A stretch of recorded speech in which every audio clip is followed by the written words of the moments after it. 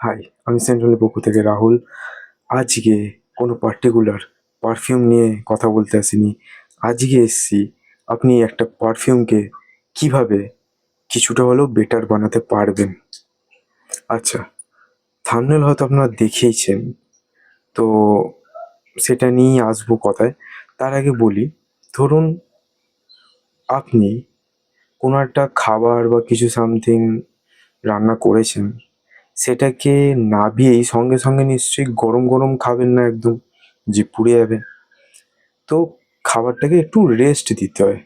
তাতে কি হয়, আস্তে আস্তে যতটা টাইম কাটবে খাবারটার মধ্যে টেস্ট ডেভেলপমেন্ট শুরু হয়।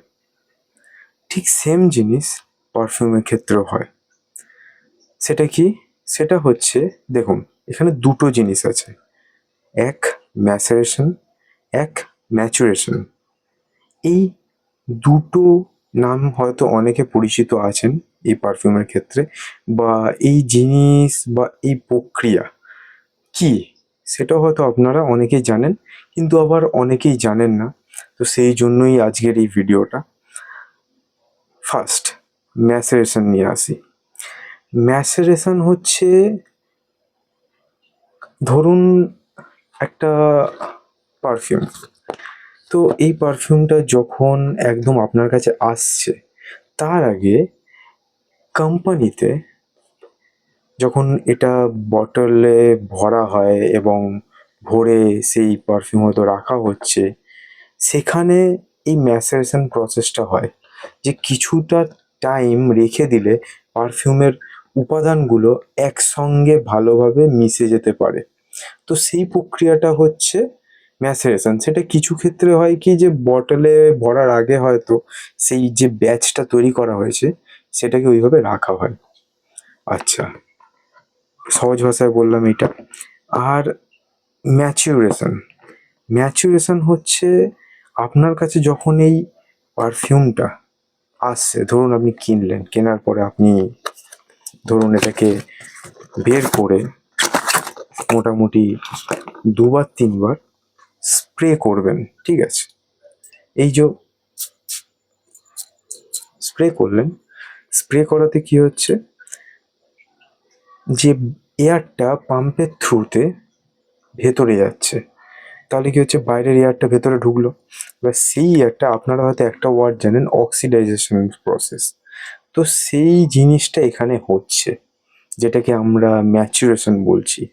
অনেকে হয়তো এই প্রসেসটাকে, যেটা আমরা করি ঘরেতে, এই বটলটাকে রেখে আলাদা অন্ধকার জায়গায় বা একটা সেপারেট জায়গায়, সেটাকে অনেকে হয়তো ম্যাচুরেশন বলেন, বাট আসলে সেটা ম্যাচুরেশন।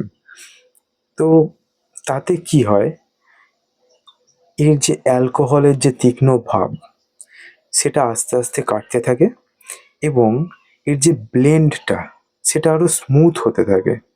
আপনি, এটা আমি নিজে ফিল করেছি, নিজে এক্সপিরিয়েন্স করেছি, সেটাই আমি বলছি। আমি যে হয়তো এই বক্স আপনারা হয়তো ফেলে দেন, এই বক্স ফেলবেন না। এই পারফিউমটা সেফ থাকে, প্লাস যে অন্ধকার জায়গায় রাখার যে ব্যাপারটা, বক্সের মধ্যে থাকলে সেটা অটোমেটিক্যালি একটা অন্ধকার জায়গায় থাকে। তো মোটামুটি ১ মাস ২ মাস, সেটা পারফিউমের উপরেও ডিপেন্ড করে। তারপরে যখন স্প্রে করবেন আপনি ডিফারেন্সটা বুঝতে পারবেন, যে পারফিউমটা কতটা স্মুথ হয়েছে আর কতটা পারফরমেন্স বেড়েছে। কিছু কিছু ক্ষেত্রে কিন্তু ভালো পারফরমেন্স বাড়ে, কিছু কিছু ক্ষেত্রে পারফরমেন্স বাড়ে অতটাও না। তো এটা পারফিউমের উপর ডিপেন্ড করে, বাট হ্যাঁ, ম্যাচুরেশনটা কিন্তু কাজ করে। আমার ক্ষেত্রে তো অবশ্যই করেছে, আপনারাও ট্রাই করে দেখবেন। আপনাদের যদি আমি এক লাইনে বলি, ম্যাসারেশনটা হলো যেটা কোম্পানির থেকে অলরেডি হয়ে আসছে, যেটা আপনারা কিছু করতে পারবেন না, ঠিক আছে? যেটা আমরা করতে পারবো সবাই, সেটা হচ্ছে ম্যাচুরেশন। মানে বটলটা আসার পরে আপনার কাছে, সে যে কোনো পারফিউমই হোক, একবার দুবার করে স্প্রে করবেন সপ্তাহে, এবং আবার বক্সে ঢুকিয়ে একটা সেফ প্লেসে রেখে দেবেন। এরকম করে মোটামুটি ১.৫ থেকে ২ মাসের পর আপনি কিন্তু ডিফারেন্সটা বুঝতে শুরু করবেন, যে ওই পারফিউমের সাথে কি কি চেঞ্জেস ঘটছে, সেটা আপনারা এক্সপিরিয়েন্স করতে পারবেন। তো হ্যাঁ, ভিডিও কেমন লাগছে জানাতে ভুলবেন না। আর হ্যাঁ, বলে রাখি, আমার ইনস্টাগ্রাম পেজে সেন্ট অনলিতে গিয়ে ডিএম করতে পারেন যে কোনো পারফিউমের ডিক্যান্টের জন্য যেগুলো স্টক আছে। তো লাইক করতে ভুলবেন না, কমেন্ট করে জানাবেন ভিডিও কেমন লাগছে এবং সাবস্ক্রাইব করে চ্যানেলের পাশে থাকবেন। তো হ্যাঁ, আজ এখানেই, দেখা হচ্ছে পরের ভিডিওতে।